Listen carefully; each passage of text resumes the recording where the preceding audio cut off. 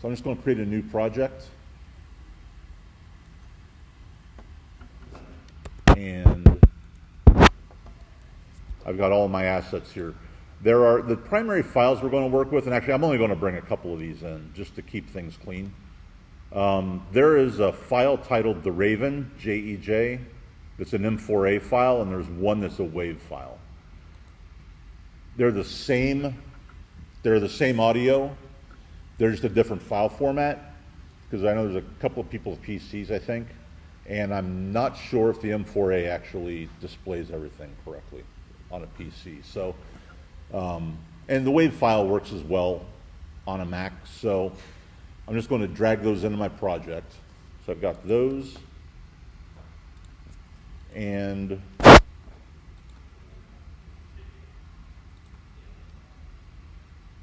this thunderstorm file, and this Raven file. Pull them all in if you want, but those are the only four I'm really going to work with.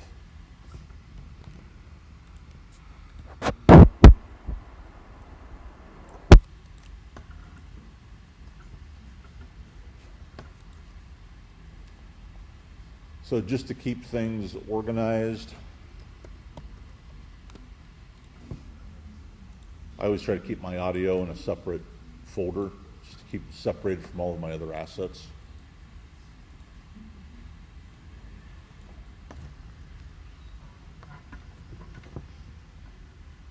And I don't want to get ahead of anybody, so if you've got it downloaded, let me know when you've got it downloaded and you've got stuff imported in.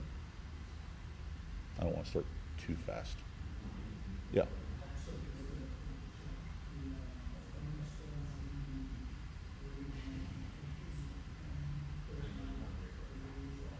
Yep. Yes. Yep.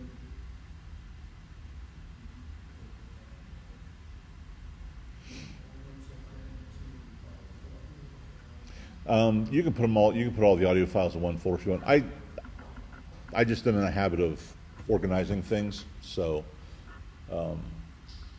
I create an audio folder just to drop those into in my project panel.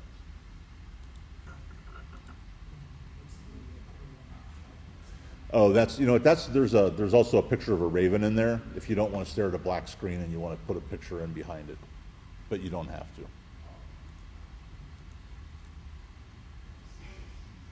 All right. Since we're working mostly with audio and type, so we're going to go ahead and create a composition for this. So the first thing I'll say is the clip that I chose to do this with is like almost 9 minutes long, but we're not going to do the whole 9 minutes. But it is going to be a bit of when you're working with something longer form in After Effects, it is one of those challenges. So we're going to have to kind of adjust our trim line and our view line so we can see everything that we're doing. But I also don't want my composition to be any longer than my audio.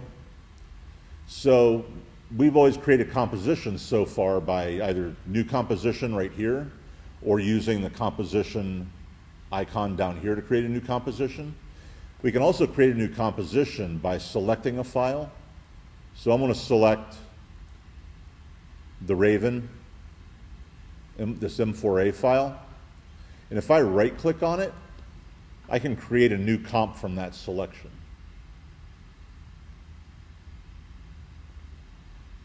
And if I select that option, it'll create a comp for me that's almost 9 minutes long, exactly to the length of that audio. Just a simpler, streamlined way of putting that together.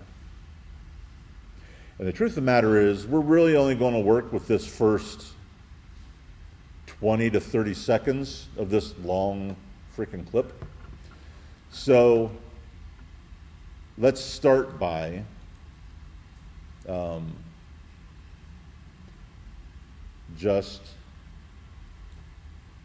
going to pull my trim bar over and my view bar, just to sort of zoom in on just the front part of this clip so we can see what we've got. Because if we look at it full width, we're not going to be able to see anything in our waveform of our audio. So.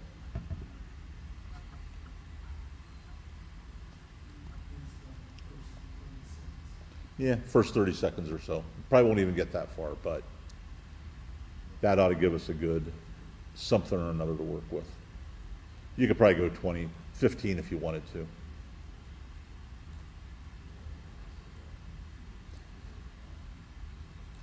Actually, that's what I'll do. All right. So we've got our audio line in here. And I'm going to open this up. So down here on our audio, there's two things I'm going to do here. I'm going to kind of listen through the first portion of this, listen to the pacing of it. What I already know is I like this recording, but I feel like it's kind of rushed. So I want to edit it a little bit and stretch it out. So I'm going to just lightly edit this, create a pre-comp of it to keep it all in one file so I don't end up with a whole list of audio files, and then work on it from there. So if I open up, just go over here out to the side of the asset and turn down the arrow next to it, you'll see audio. Open that up, and you'll come down and open up waveform. You should see that. And basically, that waveform line sort of shows us the volume and where he's speaking at. And you see, he doesn't really pick up at all until 5 seconds in. So the first thing I want to do is shorten that up a little bit. And if I just, select the audio line, I'm going to go over here to the end and pull this to about 3 seconds. So just sort of shorten up that long trailer on the front end. And then I'm just going to pull the whole thing over to the very beginning. So now if I play it, he's actually going to start at like 2 seconds.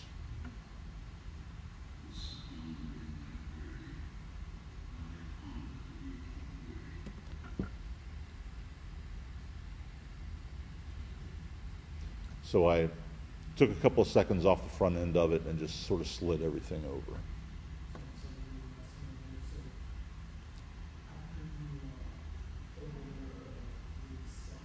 Mm-hmm. Then I just grabbed the green bar and so it was over kind of like this. I just slid it over so that it was at the beginning. So it sort of started at the beginning of the timeline.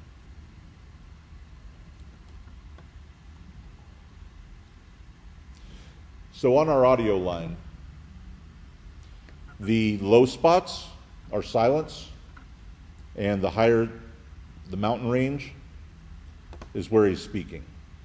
So we can always tell where the breaks are, where his pauses are, by these silent areas.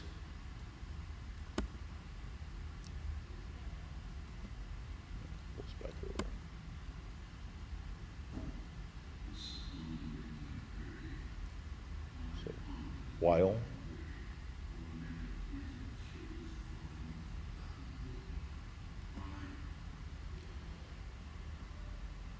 And as I sort of listened through this, he's got this pause here. Yeah.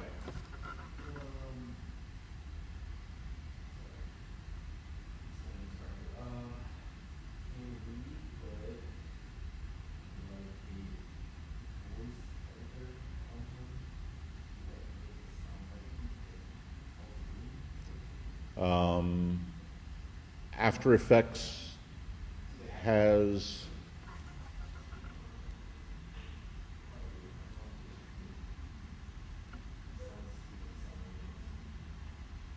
actually, I don't think After Effects gives you, unless there's an aftermarket plug-in for it, I don't think it actually gives you an effect for that.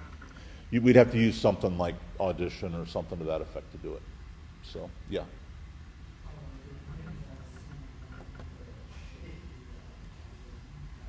So if you just click on the green it won't let you slide it around.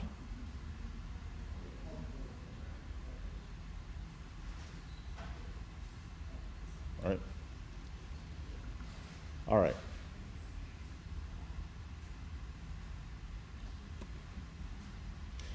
So let's see.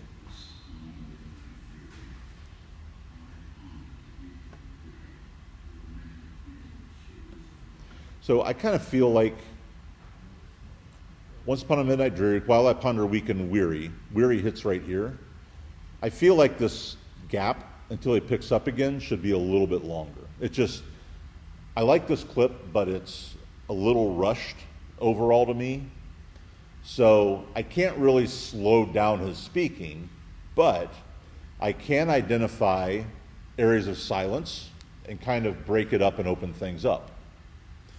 So what I'm going to do is right here in this lull where he's not speaking, I want to break this and stretch it out a little bit. And the way I'm going to do it is, and I'm going to just make sure I've got my audio line selected. And if you do Command D on your keyboard, that'll duplicate it. So now I've got two versions of it.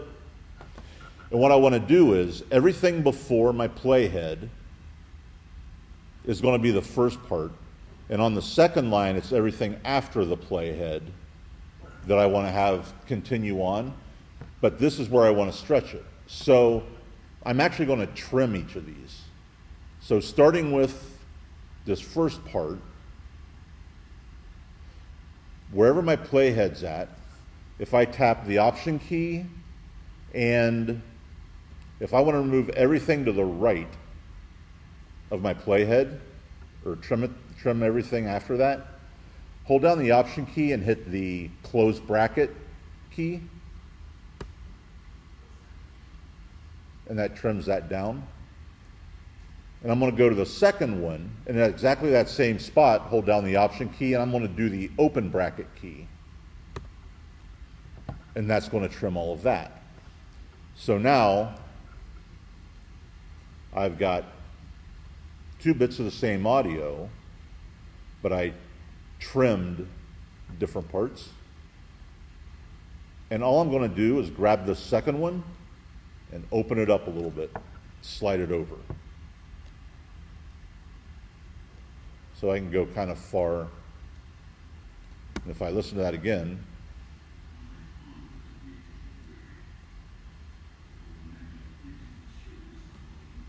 so he doesn't rush on quite as quickly.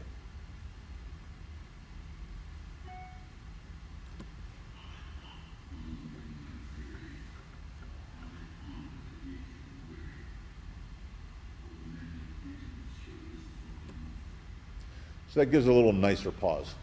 Having pauses at certain points is kind of nice to give the person a chance to rest that's listening to it. But that's one way we can kind of trim within After Effects and stretch things out, open them up. Conversely, if I thought, you know what, I really just want that all to run together as one, I could do the same thing. I just would trim off more of the first part, maybe trim out the entire silent area and jam them together. I could do that as well. So the thing is that especially when you've got dialogue that you need to match to, we always start with our dialogue because that's what absolutely everything is going to key off of. And if we're animating something to music, we also want to have our soundtrack in before we ever really start animating because we're going to listen through that, find key moments where we want to maybe have animation points and mark those up. So it always starts with our audio when we've got to do something like this. I'm not going to do this entire clip. It'd take far too long, but I just wanted to show you kind of how to lengthen these pieces out if you need to. And we could go through this entire 9-minute clip and do exactly this. After every single line, we could probably stretch this out a little bit. It would make it longer, but I think it would feel better when we listen to it. So, but as a result, I mean, I did that one cut, but I'm left with 2 copies of my audio line. So imagine if I go through and just throughout the first stanza, if I go ahead and do the same thing at the end of every line, I'm probably going to end up with close to 10 copies of this, and I don't even have a graphic in yet. So when we do this, you know, and we'll pretend that I've got 8 more copies here, even though I've only got 2. What we'll do then, once we've got it, you know, we're happy with the pacing of it, is we'll just select the both of those, right-click on them, or go up to composition, and pre-compose up here. I always do the right-click, so it's not. So I'll just select the 2 of those, right-click on it, and I'm going to pre-compose those, and just call this my audio track. And you select both of those audio tracks, and then you right-click on them and select pre-compose.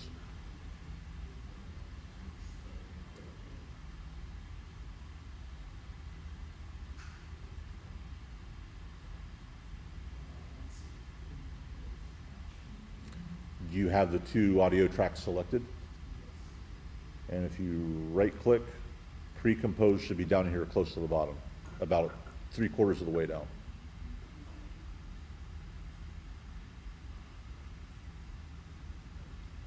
Yeah. All right, so we've got our audio track, and so by default, After Effects uses this sort of aqua color for color coding the audio tracks.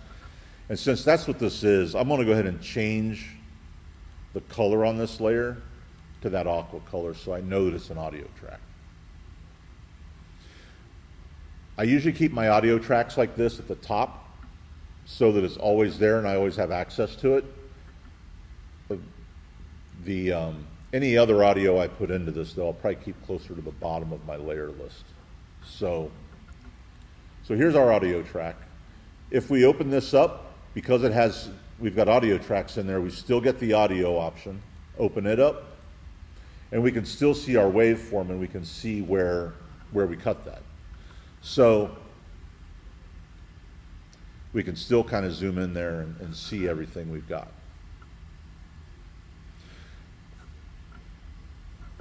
So especially with something kind of long form like this, working in chunks is not a bad idea, which is kind of why I narrowed this down so far. But so now I kind of want to put keyframes where key moments are within my audio track. So I know that he starts talking here. I'm going to put a marker here. So you can place markers within After Effects pretty much anywhere to sort of give yourself reference points to work with. In this case, we're actually going to attach them to the audio track. So we're going to select the audio track. And with that selected and my playhead right here where he starts talking, if I hit the Control key and the 8 key, that'll place a marker. If I slide my playhead over, you'll see it. Places a marker right there on my pre-comp. And if I double click on it, I can put a comment in there. So this is where it says once upon. I'm just going to put that in there so that I can tell what he's saying when.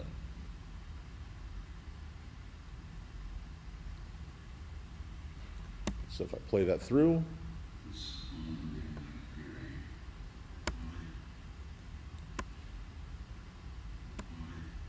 so while happens right here, although I think my audio is lagging on the AirPlay a little bit.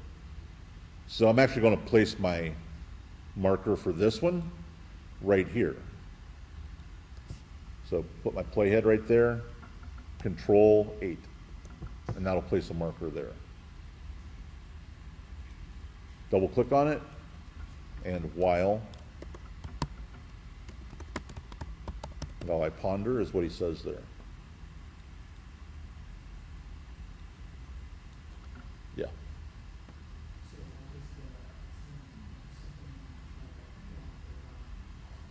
Mm-hmm.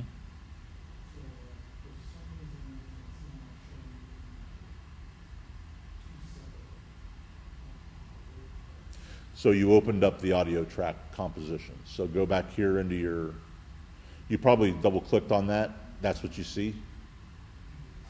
So you want to go back over here to this composition. All right. So I'm also place a marker where it says dreary. I want to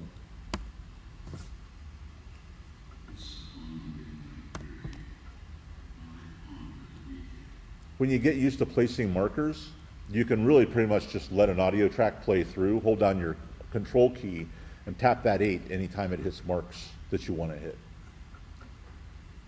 Saves you a little bit of time. So while I ponder, weak and weary.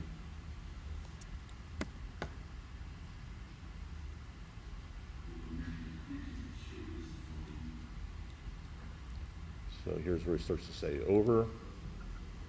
Place a marker there.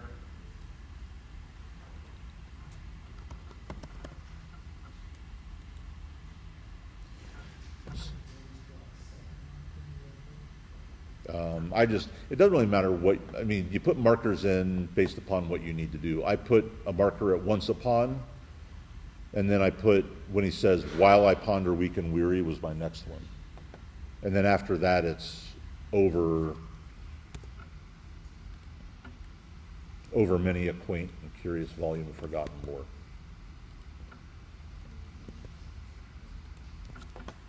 So over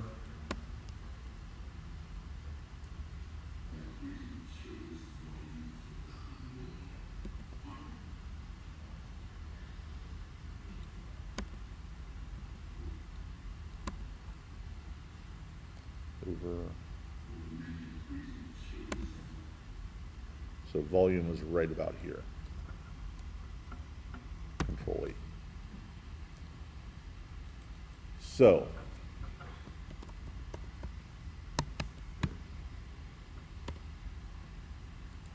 I put a few markers in there. The nice thing is, by placing those markers on that audio line, if I need to make further edits and sort of slide this around a little bit, all the markers are going to go with it. I don't have to reset those at all. I might have to reset any animations I've done, but I won't have to reset that. So why, you might wonder, if I can see all of my waveforms down here, do I really want to take the time to go through and put all these markers in? Because as you start building out your animation, your layers list is going to get long, and you're not going to want to look at that waveform the entire time. So when you close that up, you still have your markers and you still know where your major animation points are. That's kind of why we do that. So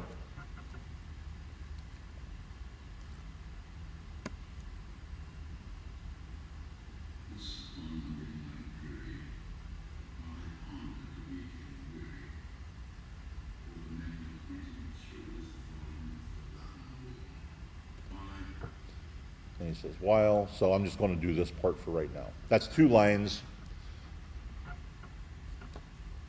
and we'll just do that part to start with. So let's add some other audio though. And actually the only other one I'm going to add right now, just to stay on the whole audio portion, is I want to grab this thunderstorm. And you kind of have your option here.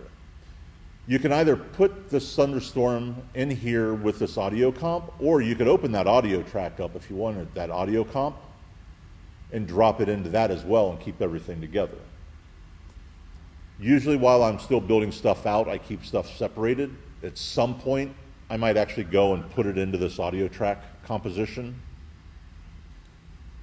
But I think for right now, I'm just going to grab the thunderstorm and drag it down here beneath, so we can kind of start layering some sound. And if I start, so I drop that in there. If I play that,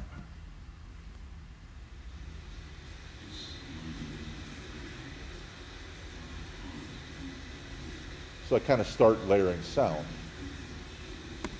But what's wrong with that now? Pretty loud thunderstorm, isn't it? Yeah, you can't, it drowns out the voice. So we'll just go down in, and whether, as long as we've got this little speaker icon, we know we've got audio. I'm going to just open up the thunderstorm under audio, and the audio levels basically are our volume. So if we go to the negative side, it's going to lower the volume. Positive side, it's going to make it louder. So I'm just going to, you can either click in there and slide it and kind of guess, like, but minus 18 I know is going to be too much. I'm going to make that like try minus 8, see what we get. So I lowered the volume of the thunderstorm.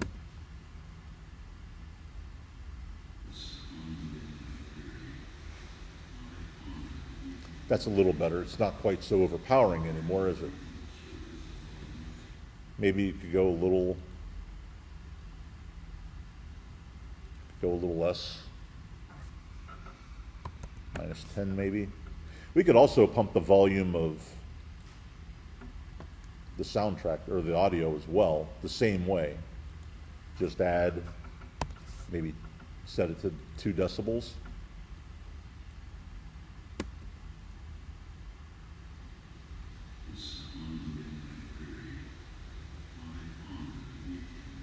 That's not bad.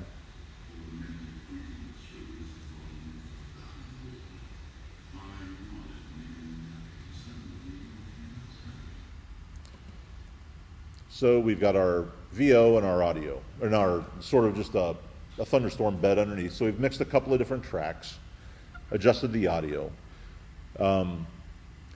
After Effects audio adjustments are pretty much good for that, what I've done. Further refinements are Adobe Audition, which actually we'll take a look at in the next week. If you need to do some real fine-tuning with it, Adobe Audition is better, especially if you've got a lot of background noise and that kind of stuff. It'll help clean up audio, but we're going to stick with what we've got in After Effects. This is going to allow us to set up our animation and work to it. We can always try to clean up our audio later on. So we can animate those audio levels. I mean, it's got a little stopwatch next to it, so if we wanted to start the thunderstorm loud, maybe we want to do that. So if he starts talking here at once upon, why don't we set just before that, actually maybe right at once upon, let's set minus 10 as our thunderstorm audio level. So we'll set a keyframe for that. And then come back here to about half a second. And let's raise that volume back up a little bit. Go back up to 0. So you see when I do that how the waveform changes. So if I go and really, that'll give me a sense for how loud that's getting. Yeah.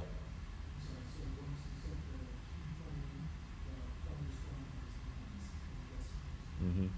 Yeah, so we're setting the keyframe, the first keyframe where we want it to drop to when his voice starts. And we set the second one to be a little bit louder. So it'll,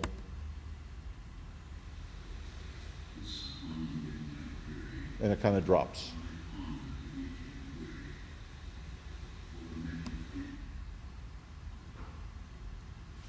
Actually, whenever I did this earlier, I didn't trim off as much of the front end, so you kind of got a better sense for that. But we could go ahead and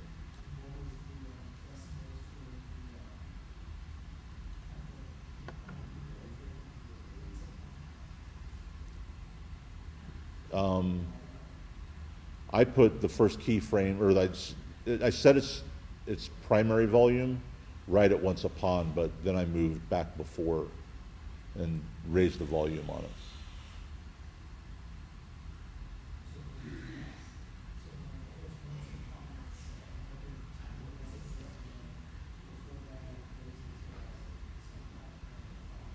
Yeah, like 2 or 5, something like that, yeah. Yeah, so it's 2 or 5 out here. Of course, my lag's getting in the way now.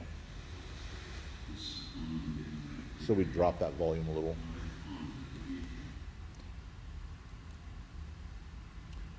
We could we could even easy ease the audio, kind of ease those transitions, but that works out okay for that. So we've got that in there. And let's add one more bit of audio. So there's also, one of the other files was Raven 2430. And actually, if we double click on that and play that, it's just a Raven sort of calling. So let's go put that into our composition as well.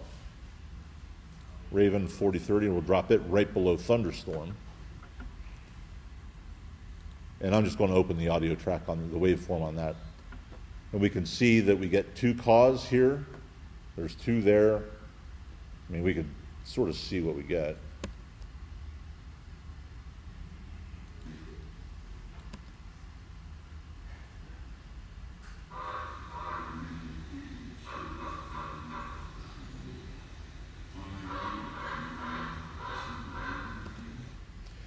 I actually kind of like the 3 in a row. So with that, I'm going to do the same thing I did with my audio track earlier. I want these 3 caws. So I'll put my playhead right after that, hold down that option key, close bracket, trim that back. I'm going to go over here to the beginning of it and do the same thing, like I've done before. And then we'll slide that over. And that's pretty loud, so I'm going to start by like minus 10 decibels on the volume of that.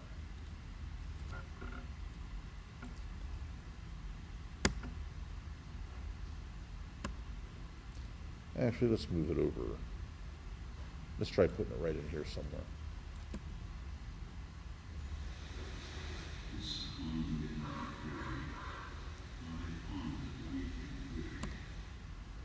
Actually, that kind of worked out, because it's where he says dreary, and it kind of bridges that gap a little bit.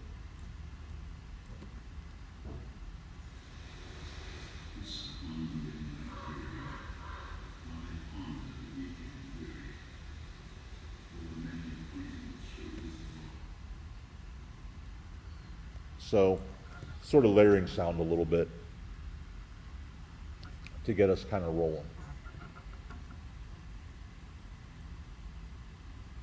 So far, we put our voiceover in. We kind of adjusted the length, the gap in some of those pauses, made some of those pauses longer, and then marked our key points and added some other audio.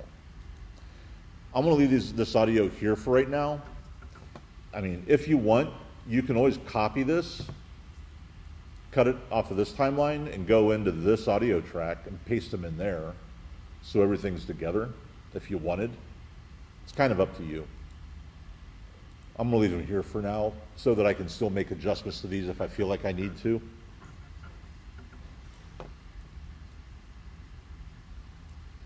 But I think that kind of sets up our audio track.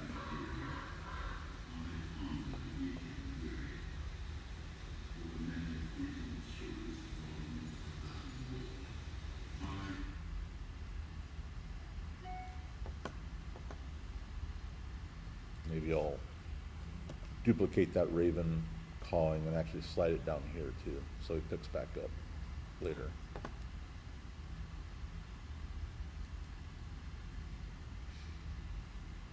I could mix that up a little bit, make that just 2.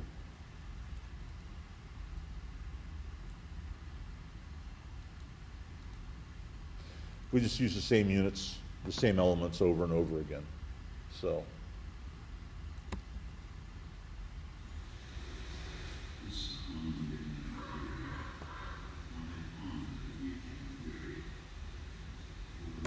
Be nice if I had a little clap of thunder or something to stick in here somewhere. Maybe I can go do that later. I think it might be kind of nice to have that in here. It just, adding the different sound effects kind of helps, you know, again, break up the pace a little bit, break up the sound. So once you've kind of got that all set up, if you don't want to have to listen to the thunderstorm and the Raven caw all the time, you can just click on the speaker next to each of those, and that'll mute those so that we just have our voiceover line while we're animating the type. But when we're done, we want to remember to go back and turn those back on, unmute all of those items.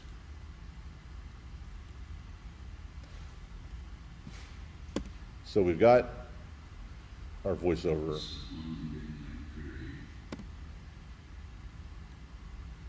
So let's set our first line of type that we're going to kind of time here. And usually, again, sort of the way I'll usually work with this kind of stuff is I'll put everything in kind of rough so that I know, so that if I play it through, I see where things come on and go off at.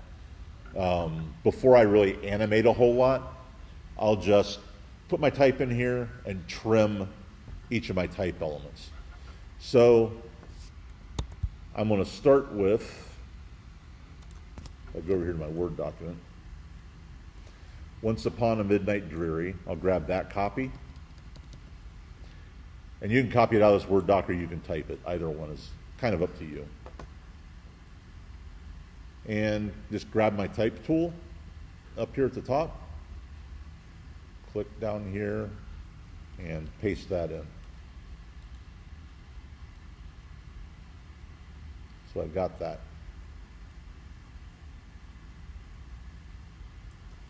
Pick any typeface you want. I'm just using Montserrat or something along those lines. So I'm going to set that there. And my whole first movement is going to be that first line. So Once Upon a Midnight Dreary. And then he says, While I ponder weak and weary. So I'm going to go grab that type as well. May as well put that entire line in here. Copy that. And we'll put it right below it.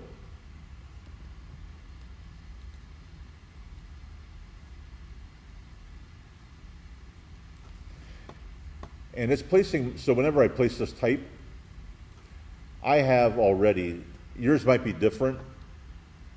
Usually whatever the last type alignment was is what will be selected for the paragraph alignment. So mine was centered. So it placed my center point right in the middle of the line. It always places it on the baseline, but it's in the middle here. If I switch this to flush left, you see that it moves my center point to the left-hand side of my type layer. So I'm going to put it back in center and just select both these lines, and I'm going to center them to my composition, which they already were.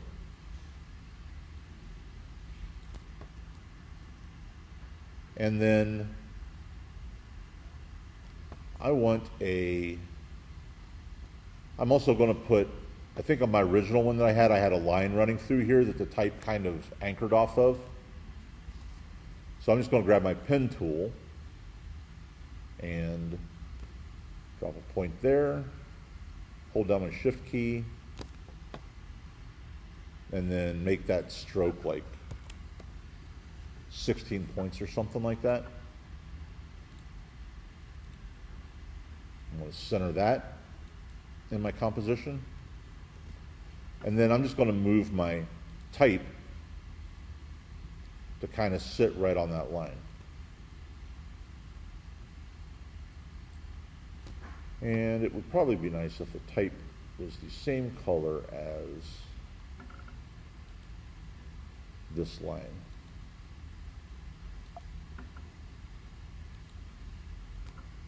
There, and grab that, and I'll change the color of that.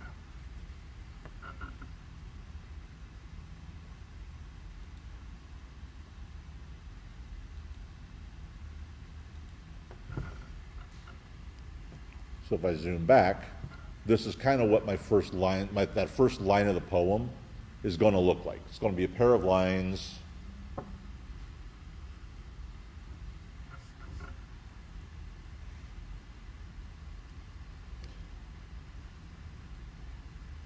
And what I know is that once upon is going to start here.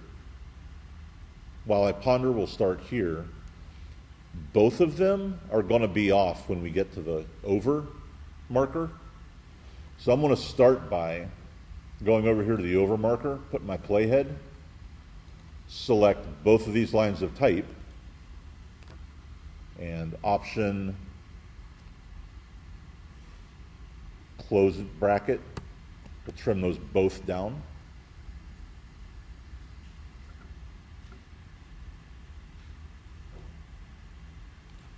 And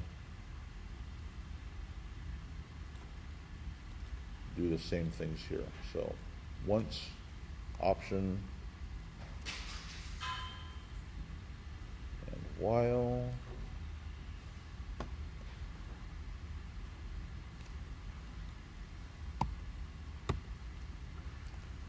So now when he reads through,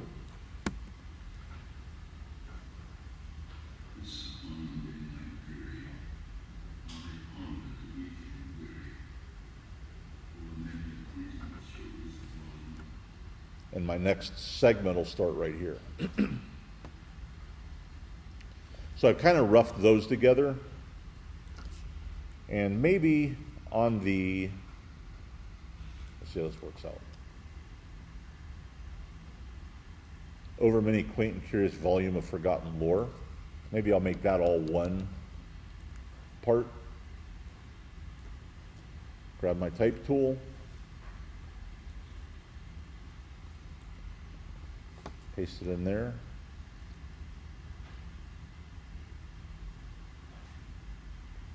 We'll do over a quaint and curious volume of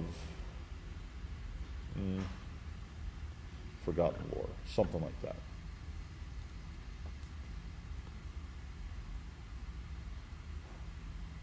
Pull it down in the middle.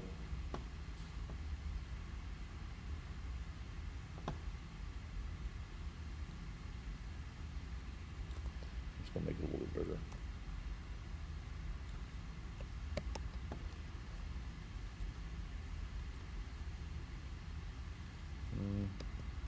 Go back to the size we were. Keep it simple. So I'll just place that there, center it up, and I'm going to do the same thing. Right here, where this starts, if that's selected, option, open bracket. We'll trim everything before. This is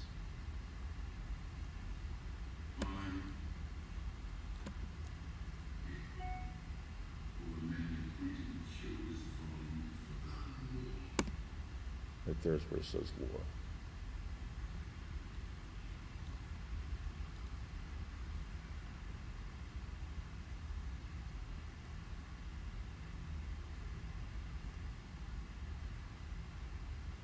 And right there's the next pickup.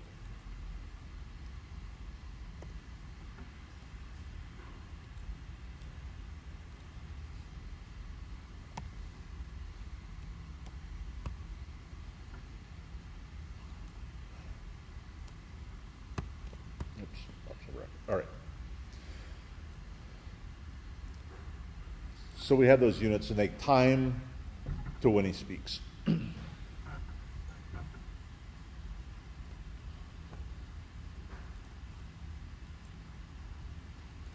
So we could just animate different positions and just kind of treat this as, we just animate certain, the different transform properties of each of these. Our fades or scale, position, rotation. But we've done all those a million times. So instead, I'm just going to use, in order to animate these, I want to use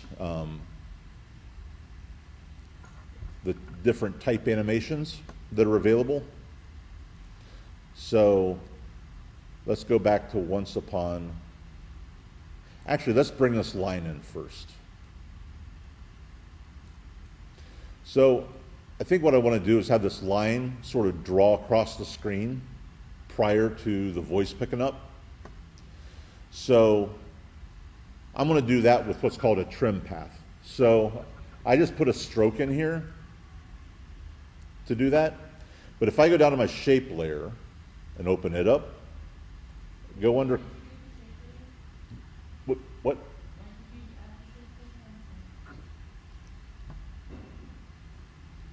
I didn't hear you. Oh, I added the shape layer whenever I put this line in. That's what, so when I use my pen tool and just drew that line across there, that's what added the shape layer.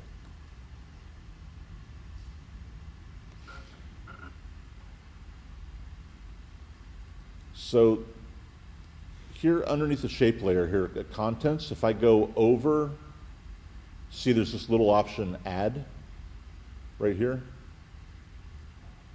If you click on that arrow, it brings up a whole bunch of options.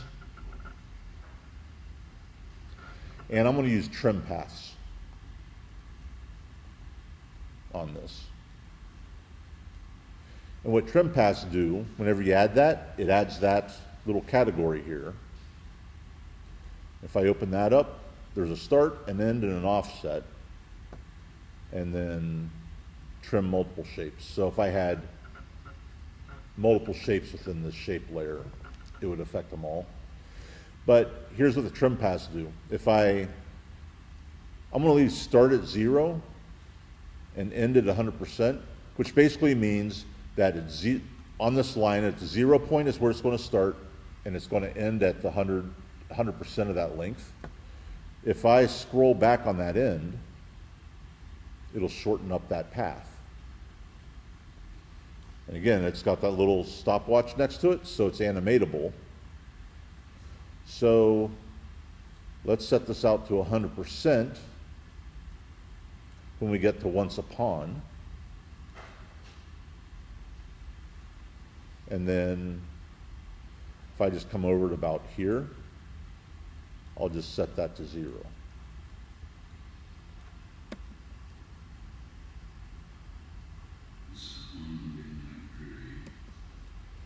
So it kind of draws across.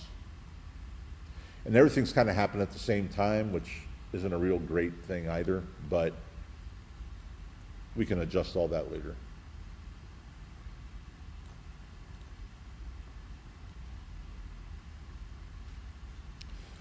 So I've got, let's see, that comes in. I could actually have it maybe not get there quite so fast. Maybe it's like that.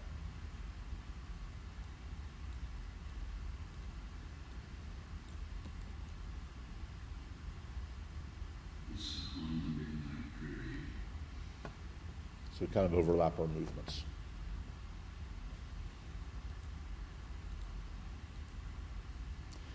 The trim path is just an extra thing. We can go back and cover that later if you missed it.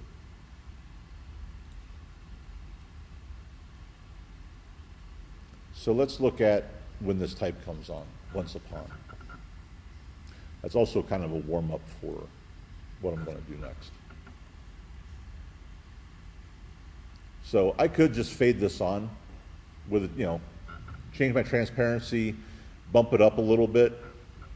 So I could do with this type, let's grab once upon. And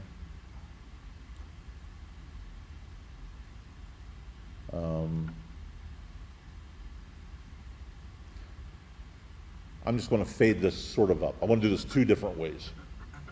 I'm just going to fade this up. So here I want it to be on screen, so I'll tap the T key on my keyboard for transparency, set that to 100%, and here I'll drop that to 0.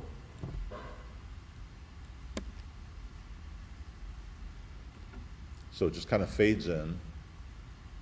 But I'm also going to change its position. So if I do P, bless you, I'll set a keyframe there. And back here, I'm just going to slide this down a little bit. So as it comes on, it kind of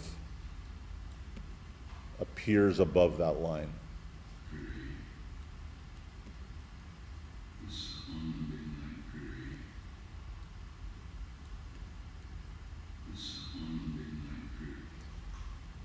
And I probably want to fine tune that a little bit. It'd be nice if maybe I stretch that out a little bit, right click on that keyframe and easy ease it. Actually, maybe I do that to both of them. Select them both. Easy ease to keep them from being so abrupt.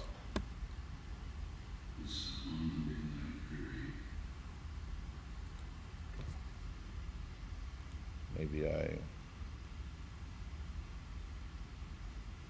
adjust that speed a little bit.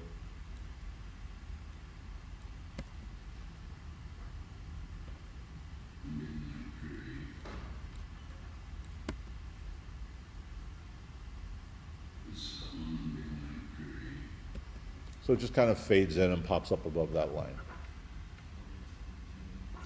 That's one way to do it. If I want to reuse that though, really I'm pretty much just copying and pasting keyframes from one thing to another.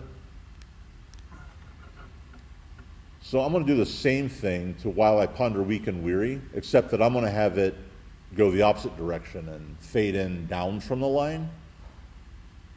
And I'm going to do this one a different way. So I'm going to select While I Pondered Weak and Weary, open up that type layer, and right up here at the top, across from text, there's an Animate option.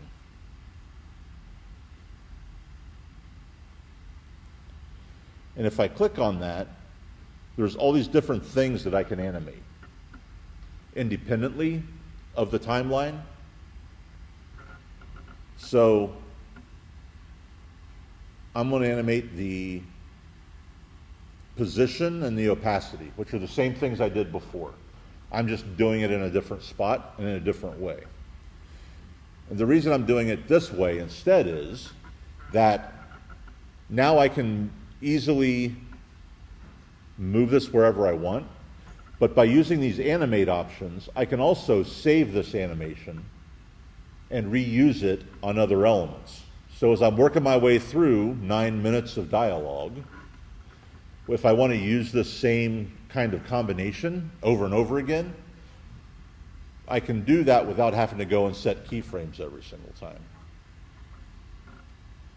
So I'm going to add a position, and every time when I add stuff like that, it just adds more options. So now I have this animator, and then I'm going to add to the position and opacity. So I have these two things I can animate. And I'll just go out here and set a keyframe for my opacity and my position. And come back to where it starts and set my opacity to, actually I'm going to actually move this up a little bit. So come here to my right here, position. Here's the one thing about animators that gets a little confusing if you're not careful is, I've also got transforms down here, so I try to keep these menus closed as much as I can. If I go to position here, this is my Y position. I'm just going to slide this up about halfway. And then set my opacity down to 0. So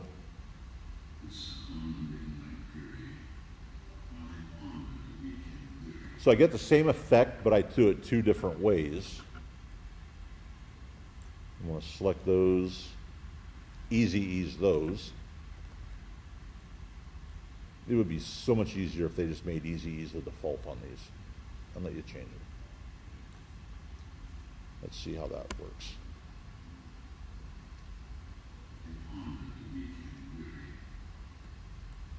That's a little slower.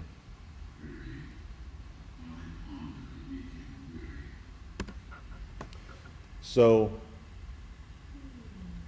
but now I can save, since I worked under this animate options, if I select both of these, like they are now, go up to my animation menu, save animation preset,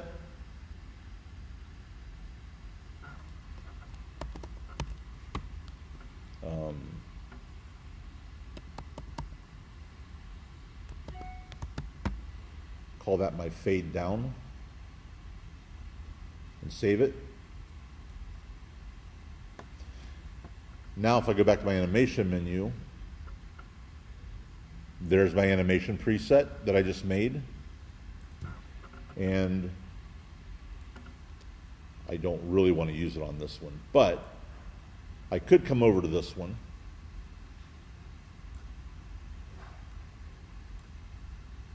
Select that animation preset.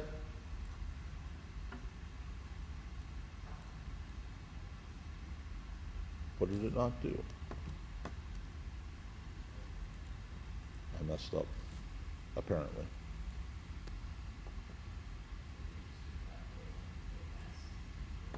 What's that? Probably. Because I was talking and not paying attention. But you get the idea. Put everything in except for that one keyframe, which,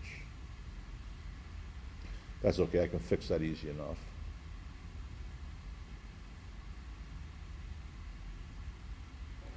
There.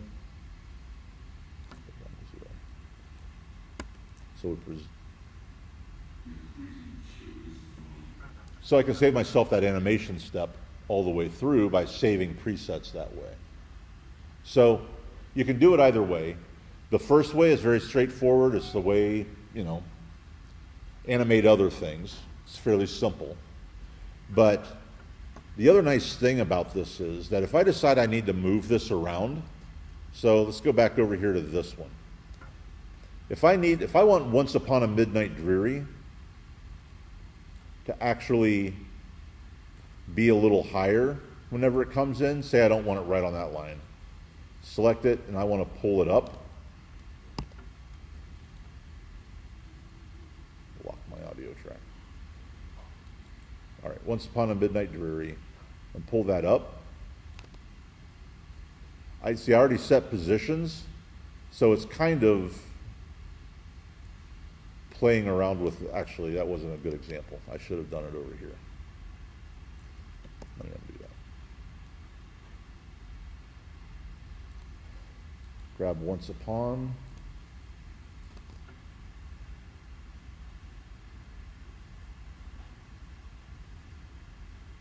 It's not going to move it's not going to maintain the movement that I had. It's just going to make it longer. Whereas if I come over to this one and decide, this one,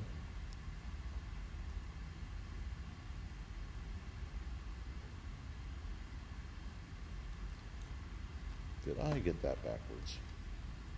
I bet I did.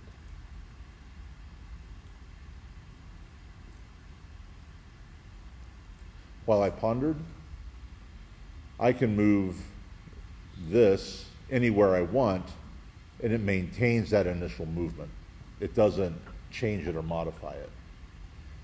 It's just the animation properties are contained inside of the text on While I Pondered, and they're maintained inside of the composition itself for the top line. Does that make sense?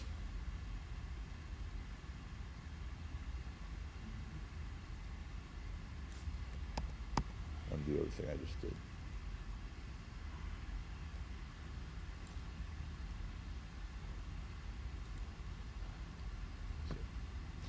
So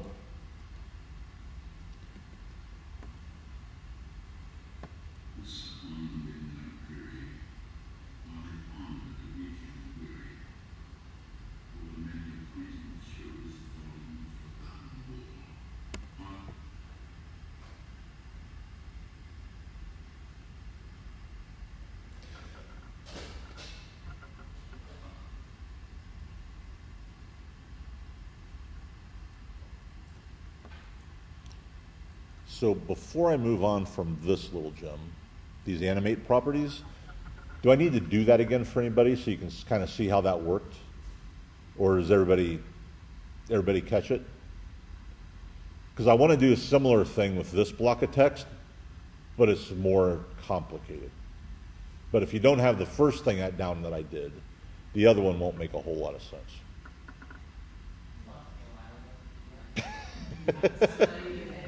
How far back? Well, like, it's been a minute. Like, I find these hard to keep up with the second I get behind. Okay. Way behind. Okay. I just spend time to try to cover everything up. Right.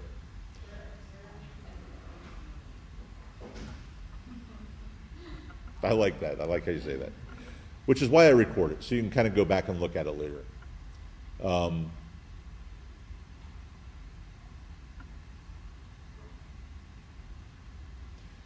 You know, the thing is movements like this, being able to use these animate properties and whatnot, really kind of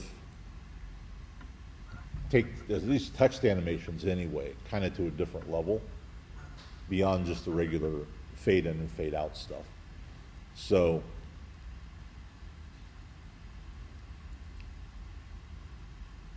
we got that, and we did that.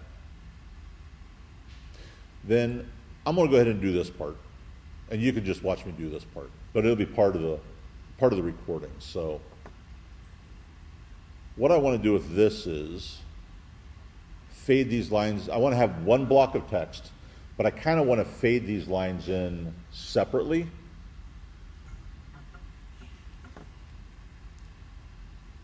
And I can do that with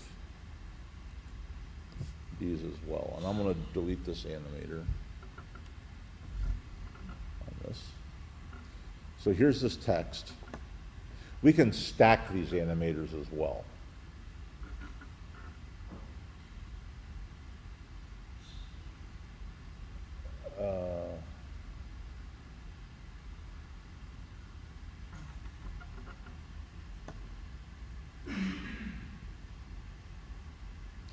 You know what? We'll skip that part. We'll leave that as a whole totally different thing to do on its own. You can stack these animators to give much more fluid, wavy kinds of movements. So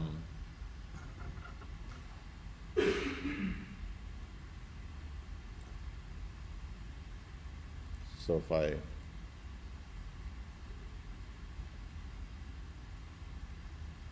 animate that position and add the opacity to it again. Basically what I'll do is set two of these animators as different positions for this.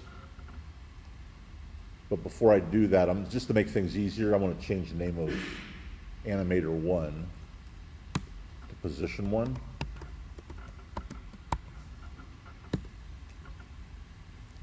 And then if I duplicate that, select position 1, Control D to duplicate it.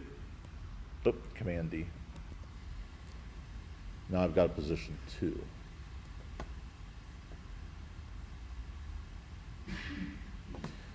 And on position 1, I'm going to have it start opaque. And you're not actually going to see a change here. whenever I do this. So I'm just going to drop my opacity to 0. And I'm going to drop the position, oops, a little bit, like 30 or so. And then I'm going to come down to my second one, leave 100, but I'm going to make my position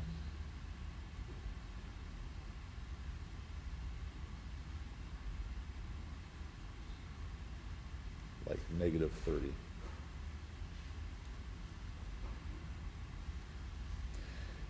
And now, instead of animating these properties themselves, see if I do this right the first time. I usually don't. I'm going to take a look at this range selector and this offset.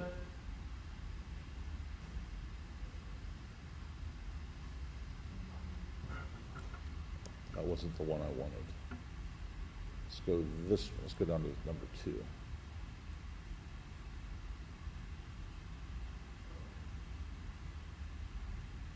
So I can get it to kind of draw out. So if I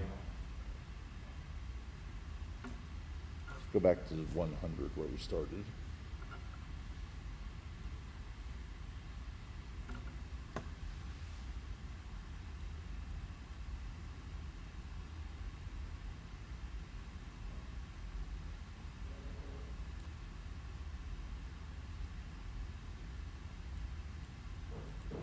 Yeah. 0. So we want it to all be on screen here. So we'll set that offset. And we're going to pull this over to -100. So now when this comes on screen,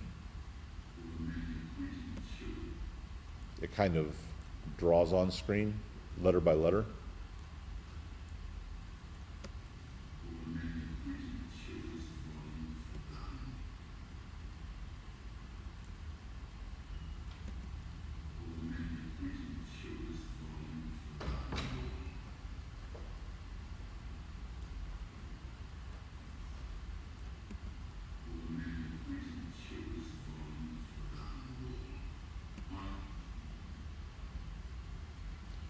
So we can kind of spell things out on screen that way.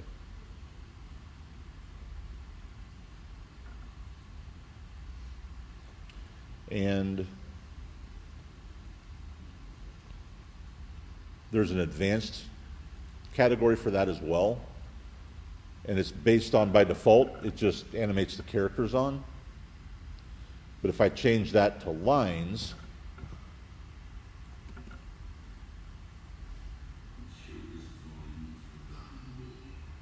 I can bring, that's a little nicer, I think, than the typewriter movement.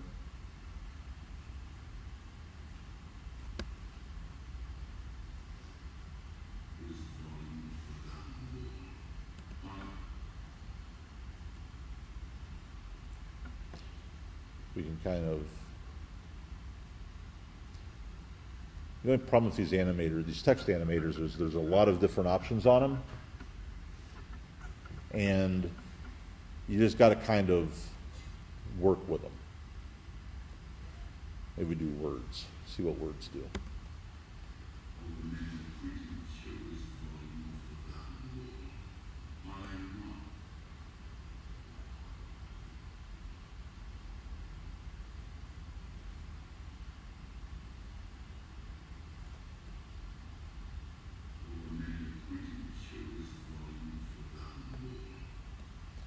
I don't like the timing on that, but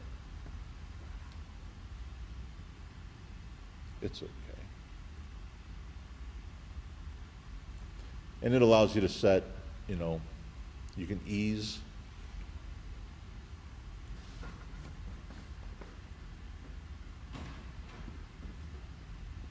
Don't close it all away.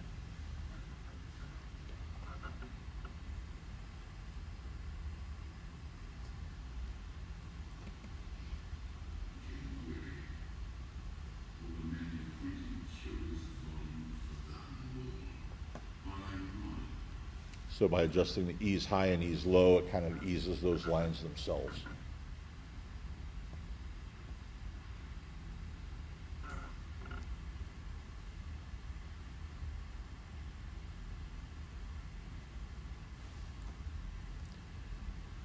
So that kind of stacks those text animators.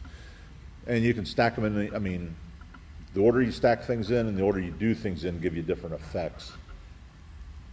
They are really just kind of one of those things you got to do tutorials on and follow along and figure out, because there's a lot of options.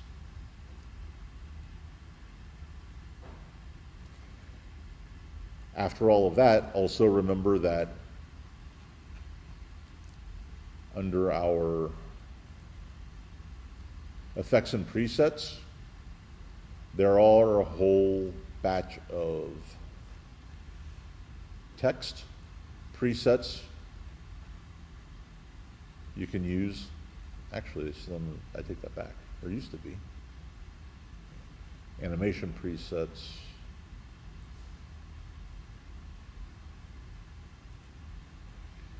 Under animation presets, there's a whole list of different presets that you can play around with and try. I think they've actually made these a little more useful than they used to be. So if we do a new,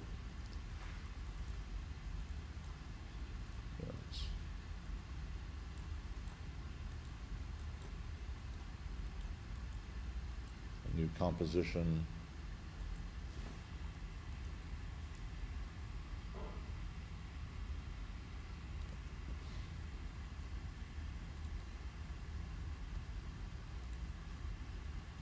Effects and presets. You can just kind of try some of the, if you just open them up.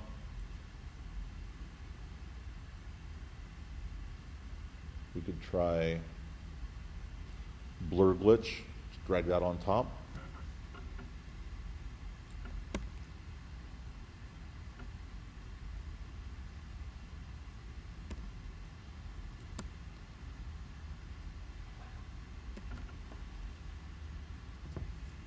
Interesting. Evaporate out.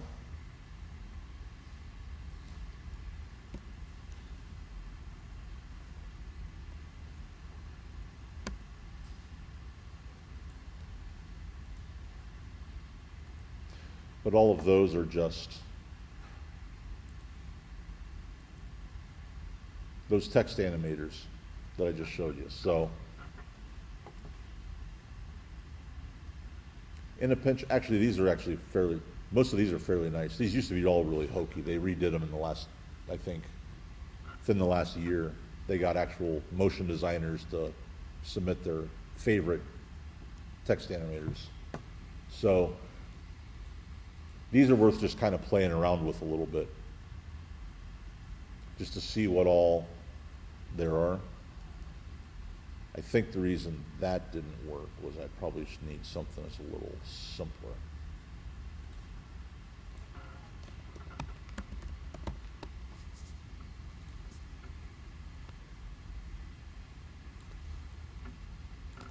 Do that, go back to that. Evaporate out. See what that does.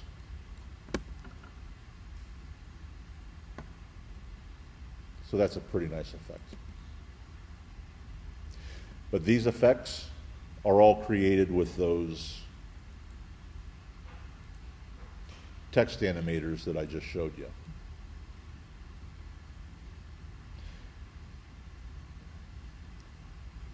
So if you want to learn the text animators, start with some of the presets and dissect them, see what they're doing.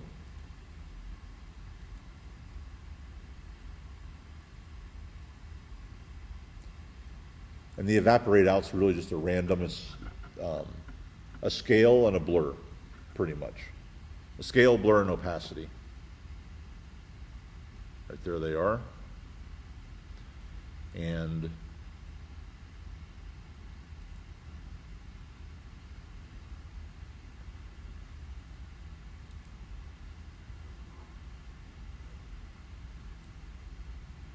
Where's the offset?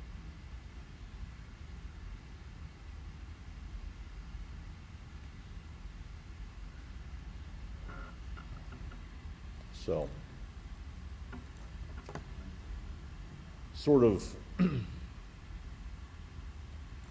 for text animators, it's probably just easiest to play around with the presets. You know, try them, see which ones you like, kind of open them up and tear them apart if you want to be able to make your own. But those give you some fairly nice effects.